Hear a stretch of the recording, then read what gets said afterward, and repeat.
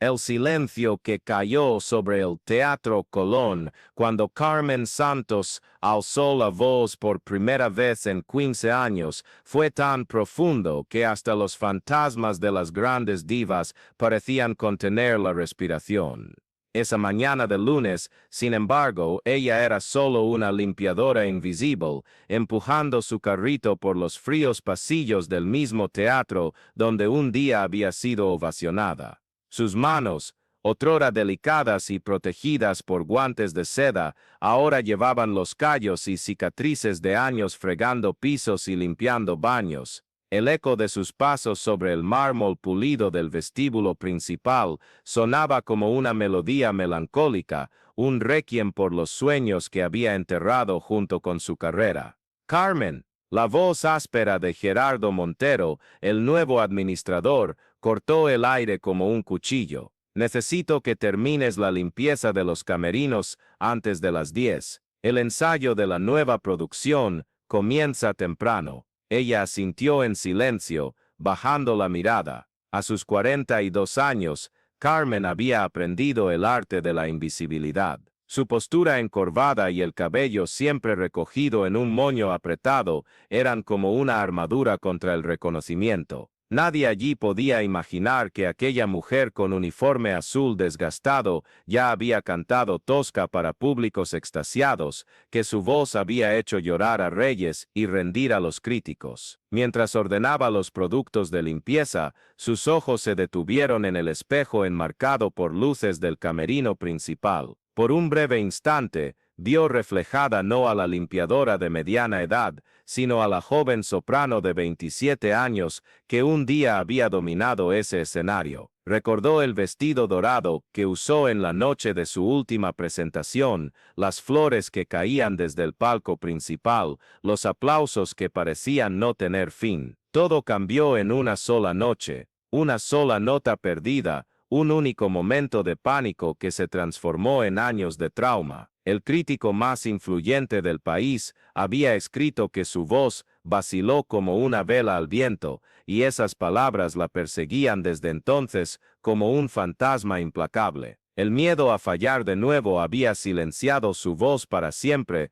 robándole no solo su carrera, sino su propia identidad. Carmen se sumergió en la rutina mecánica de la limpieza, intentando alejar los recuerdos que insistían en resurgir. Cada camerino que ordenaba traía ecos de su pasado, el perfume francés que solía usar, el ritual de calentamiento vocal que realizaba antes de cada presentación, las animadas conversaciones con otros artistas sobre interpretación y técnica. Ahora, su única compañía eran los trapos y el fuerte olor del desinfectante. Alrededor de las 9, escuchó voces provenientes del escenario principal. Miró por la cortina lateral y vio a un grupo de jóvenes cantantes ensayando para la nueva producción de La Traviata. La soprano principal, Isabella Marchetti, una italiana de 25 años con cabello platinado y pose altiva, estaba teniendo dificultades con la famosa aria Addio del passato. «No, no, no», gritaba el maestro Augusto Ferreira, golpeando la batuta en el atril con impaciencia. «Estás forzando la voz, Isabella, la emoción debe venir de adentro, no de la garganta». Isabella puso los ojos en blanco, claramente irritada. «Maestro, ya he cantado esta aria en Milán y Roma, quizás el problema sea de la orquesta, no mío». El ensayo continuó tenso, con repetidas interrupciones y discusiones. Carmen observaba escondida, sintiendo un dolor familiar en el pecho. Conocía cada nota de esa aria, cada respiración, cada matiz emocional. Había cantado Violeta decenas de veces, y el aria de despedida era como una extensión de su propia alma. Durante el descanso, mientras limpiaba el camerino de Isabella, escuchó a la joven soprano quejarse por teléfono: «Mamá, este maestro es imposible, y la orquesta es de tercera. No sé por qué acepté cantar en este teatro decadente». Las palabras fueron como una bofetada para Carmen. Ese teatro decadente había sido su casa, su templo sagrado. Cada piedra de esas paredes guardaba historias de gloria y pasión por el arte lírico. ¿Cómo alguien podía hablar así del lugar que había albergado las voces más sublimes del país? El jueves de la misma semana, la tensión en el teatro había llegado a un punto crítico. Isabella seguía luchando con el aria, y los ensayos eran cada vez más tumultuosos. El maestro Ferreira, un hombre de 60 años con una brillante carrera a sus espaldas, parecía al borde de un colapso nervioso. Escuchen bien, dijo a la producción reunida en el escenario. Si no resolvemos este problema para el viernes, tendremos que cancelar el estreno. Toda la temporada está en riesgo. Gerardo Montero, el administrador, frunció el ceño. Era un hombre de negocios que entendía más de balances que de arte, y la posibilidad de pérdidas lo ponía visiblemente nervioso. Maestro, con todo respeto, quizás sea hora de ser más flexible con las expectativas artísticas. El público no notará pequeñas imperfecciones. Pequeñas imperfecciones. El maestro se volvió hacia él con los ojos llameantes. Señor Montero, este no es un teatro comercial cualquiera. Tenemos una reputación que cuidar, una tradición de excelencia que no puede ser comprometida. Carmen, que limpiaba los asientos de la platea, sentía cada palabra como una puñalada. Recordó cuando ella misma había sido el problema, cuando su voz había fallado y decepcionado no solo al público, sino a todo el equipo que dependía de ella. Esa noche, sola en el teatro después de terminar su trabajo, Carmen se permitió caminar por el escenario vacío. Las luces de servicio creaban sombras dramáticas entre las cuerdas y contrafuertes, y el silencio era casi palpable. Cerró los ojos y, por un momento, se imaginó de nuevo vestida de violeta, sintiendo el calor de los reflectores y la energía expectante del público. Sin darse cuenta conscientemente, comenzó a susurrar la melodía de Addio del passato. Su voz, ronca por el desuso, apenas salía de su garganta, pero las palabras en italiano fluían como si nunca se hubieran ido. Era una despedida a la juventud, a los sueños, al amor perdido, una aria que resonaba perfectamente con su propia historia de renuncia y dolor. Adiós al pasado, bellos sueños risueños, murmuraba, cada palabra cargada de una tristeza visceral. Las lágrimas comenzaron a brotar por su rostro al llegar al clímax emocional del aria. Era como si 15 años de silencio forzado se deshicieran en una sola canción de lamento. Su voz, aunque débil y vacilante, aún conservaba la capacidad de transmitir emoción pura, de transformar el dolor en belleza. Cuando terminó, permaneció inmóvil en el centro del escenario, jadeante y temblorosa. No había público que aplaudir, no había flores que recibir, solo el eco de su propia voz disipándose en las sombras del teatro vacío. En la mañana del viernes, el ambiente en el teatro estaba cargado de tensión. Era el último ensayo antes de la decisión final sobre la cancelación del estreno. Isabel llegó visiblemente nerviosa, el cabello despeinado y las ojeras profundas delataban una noche mal dormida. El maestro Ferrer había pasado la madrugada revisando la partitura, buscando maneras de simplificar el aria sin comprometer su esencia. Cuando Isabel subió al escenario para el último intento, todos en el teatro contuvieron la respiración. Los primeros compases sonaron vacilantes. La voz de Isabel, normalmente potente, estaba tensa y artificial. Al llegar al momento crucial del aria, donde la voz debe elevarse en pura emoción, forzó una nota aguda que salió estridente y desafinada. Basta, paren todo. El maestro arrojó la batuta al suelo exasperado. Ya no puedo más. 15 años de carrera, y nunca he pasado por una situación tan frustrante. Isabel estalló en lágrimas de rabia y humillación. Ya no aguanto más. Ustedes quieren perfección donde no existe. Esta aria es imposible. El arreglo está mal. Todo está mal. Fue en ese momento de caos total que Carmen, que observaba escondida entre bastidores, sintió que algo se rompía dentro de su pecho. No podía soportar ver el arte que amaba siendo destrozado por orgullo herido y frustraciones personales. Sin pensar en las consecuencias, dio un paso al frente, saliendo de las sombras. Maestro, dijo ella, su voz aún baja pero firme. ¿Puedo intentarlo? El silencio que cayó sobre el teatro fue ensordecedor. Todas las cabezas se volvieron hacia la limpiadora, con uniforme azul que se había atrevido a interrumpir el ensayo. Gerardo Montero fue el primero en reaccionar, con evidente indignación. Carmen, vuelve inmediatamente a tus quehaceres. ¿Cómo te atreves a interferir en un ensayo artístico? Pero el maestro Ferrer la miraba con una expresión extraña, como si algo en su rostro le resultara familiar. Isabel, aún llorando, rió con desprecio. ¿Ahora hasta la limpiadora quiere cantar ópera? ¿Qué payasada es esta? Carmen sintió el rostro arder de vergüenza, pero no retrocedió. Algo dentro de ella había despertado, una fuerza dormida que ya no podía ser contenida. Yo conozco esta aria, dijo ella, su voz ganando volumen gradualmente. Sé que puede sonar mejor,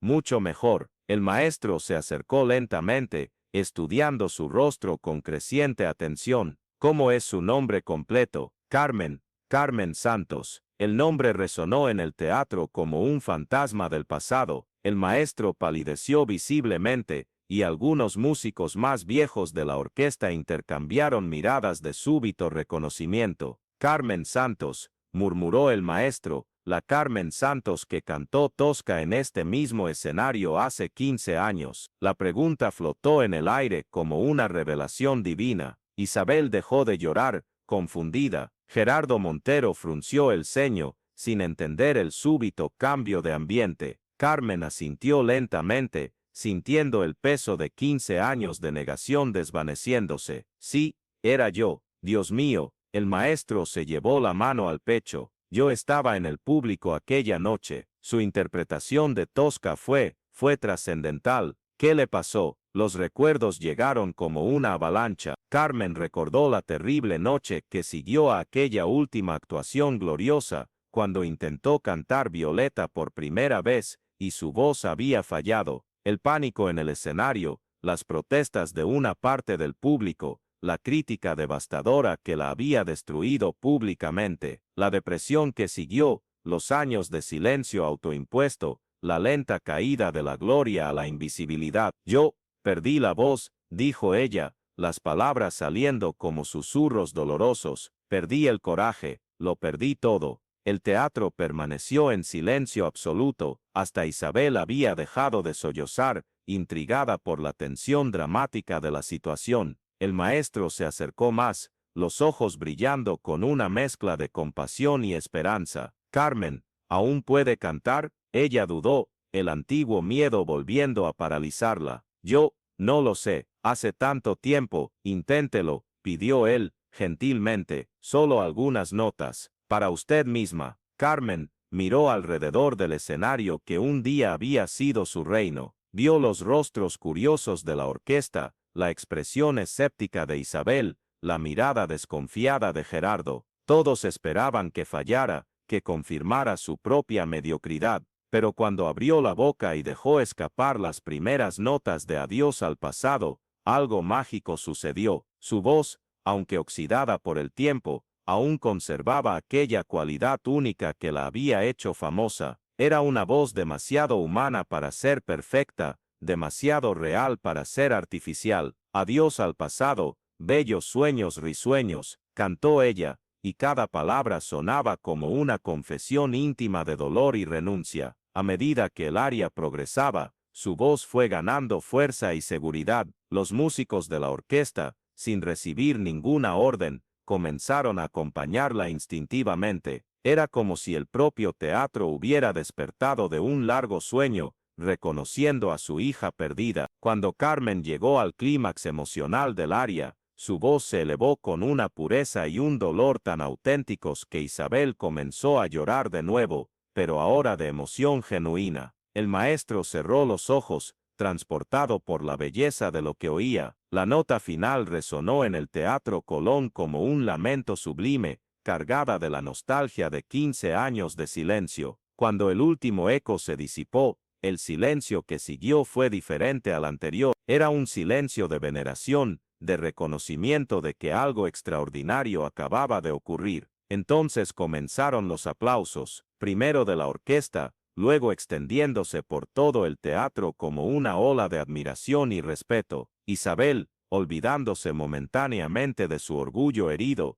se unió a los aplausos con lágrimas en los ojos. El maestro se acercó a Carmen, quien permanecía inmóvil en el centro del escenario, aún en estado de shock por haber logrado cantar de nuevo. «Carmen», dijo él, la voz embargada por la emoción, «¿quieres cantar Violeta otra vez?» Ella lo miró, los ojos brillando con lágrimas de alegría y miedo al mismo tiempo. «Maestro, yo tengo mucho miedo a fallar otra vez». «Todos tenemos miedo», respondió él, sonriendo, «pero el miedo no puede ser mayor que el amor al arte. Y tú, querida, aún amas la música más de lo que temes al fracaso». Isabel se acercó, su expresión transformada por la experiencia de haber escuchado una interpretación verdaderamente conmovedora. «Señora Santos», dijo, con genuino respeto, «me gustaría aprender de usted. Su voz cuenta una historia real». Gerardo Montero, que había asistido a todo en un creciente silencio,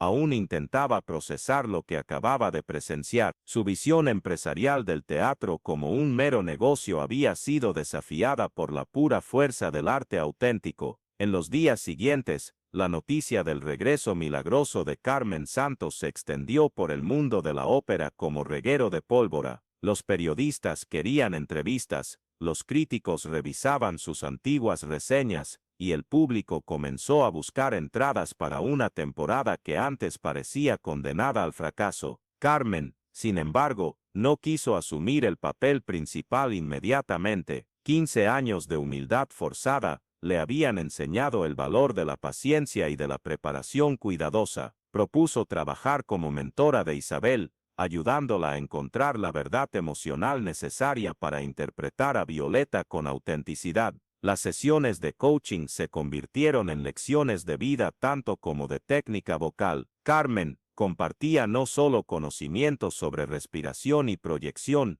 sino sobre cómo transformar experiencias personales de dolor en arte trascendente. Violeta no es solo una cortesana que muere de tuberculosis, le explicaba a Isabel durante uno de los ensayos. Es toda mujer que ha amado sabiendo que sería rechazada, toda persona que ha sacrificado su felicidad por el bien de otros. Cuando cantas Adio del pasado, te estás despidiendo de todas las versiones de ti misma que nunca podrán ser. Isabel, que había crecido en una familia acomodada y nunca había experimentado una verdadera pérdida, comenzó a comprender que su impecable técnica necesitaba ser matizada con vulnerabilidad emocional. Bajo la guía de Carmen, su interpretación ganó capas de profundidad que desconocía poseer. Si estás siguiendo esta historia de renacimiento y transformación, debes saber que cada uno de nosotros lleva talentos olvidados y sueños dormidos que merecen ser despertados. Historias como la de Carmen nos recuerdan que nunca es demasiado tarde para reconectar con nuestra verdadera esencia. Si esta narrativa te conmueve, suscríbete al canal y activa la campanita para no perderte otras historias inspiradoras sobre personas que encontraron el coraje de empezar de nuevo, porque creer en la posibilidad de transformación es el primer paso para vivirla.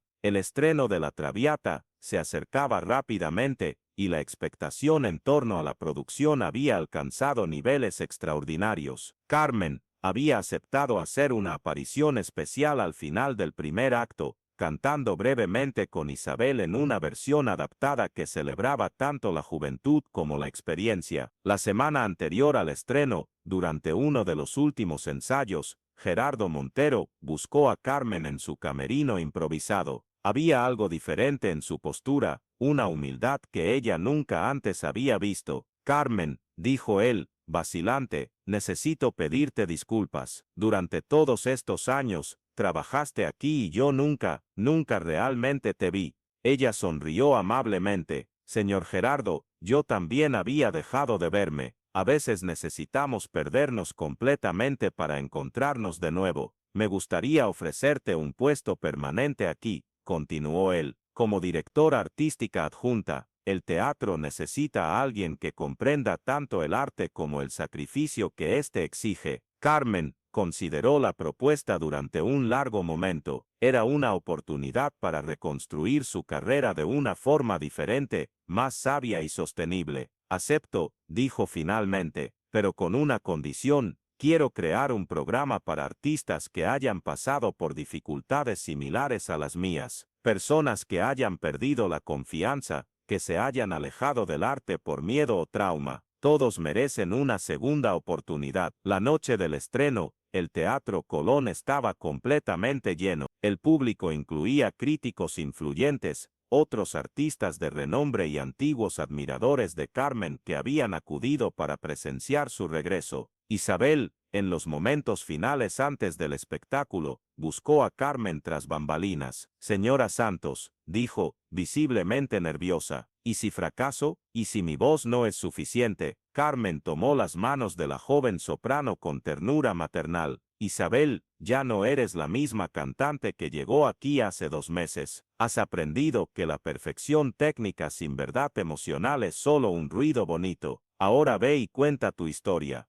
El público está esperando emocionarse contigo, no para juzgarte. El espectáculo fue un triunfo absoluto. Isabel cantó con una profundidad emocional que sorprendió incluso a ella misma, y cuando Carmen apareció al final del primer acto, el teatro explotó en aplausos que duraron más de 10 minutos. Su voz, aunque ya no tenía la potencia de sus 20 años, poseía ahora una cualidad única, la sabiduría de quien había tocado fondo y encontrado allí no solo dolor, sino también compasión y renacimiento. Durante los aplausos finales, Carmen miró al público de pie y recordó a la joven que un día fue llena de ambición y miedo al fracaso. Ahora, a sus 42 años, había descubierto algo más valioso que el éxito, la capacidad de transformar heridas en belleza, el silencio en canción. El maestro Ferrer, visiblemente emocionado, se acercó a ella en el escenario. Carmen, dijo él, lo suficientemente alto para que todo el público lo oyera. Bienvenida de vuelta a tu casa.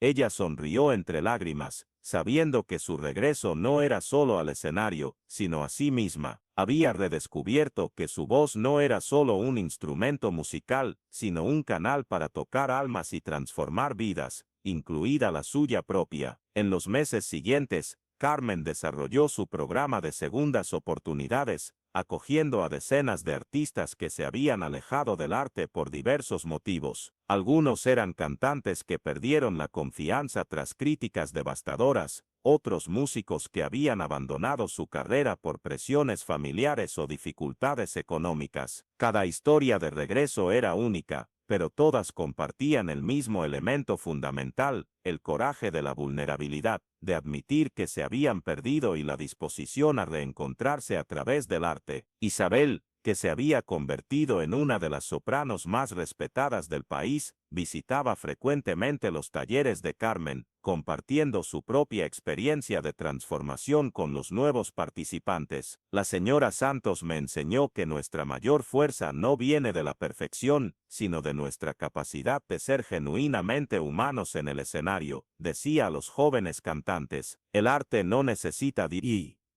necesita personas reales contando historias verdaderas. Una tarde de primavera, casi un año después de su regreso triunfal, Carmen caminaba sola por el escenario vacío del Teatro Colón. Ya no era la limpiadora invisible ni la diva inalcanzable del pasado. Era algo nuevo, una artista completa, que había integrado gloria y humildad, éxito y fracaso, juventud y madurez en una síntesis única y poderosa. Cerró los ojos y canturreó suavemente Adio del pasado, pero ahora las palabras tenían un significado diferente. No era una despedida melancólica a los sueños perdidos, sino un reconocimiento agradecido de que el pasado, tanto el glorioso como el doloroso, había sido necesario para esculpir a la persona en la que se había convertido. El eco de su voz se extendió por las butacas vacías de la sala, llevando consigo un mensaje de esperanza para todos los que se habían perdido por el camino. Nunca es demasiado tarde para volver a casa, para redescubrir la propia voz, para transformar el silencio en canción. Y en ese momento de profunda conexión consigo misma y con el teatro que la acogía,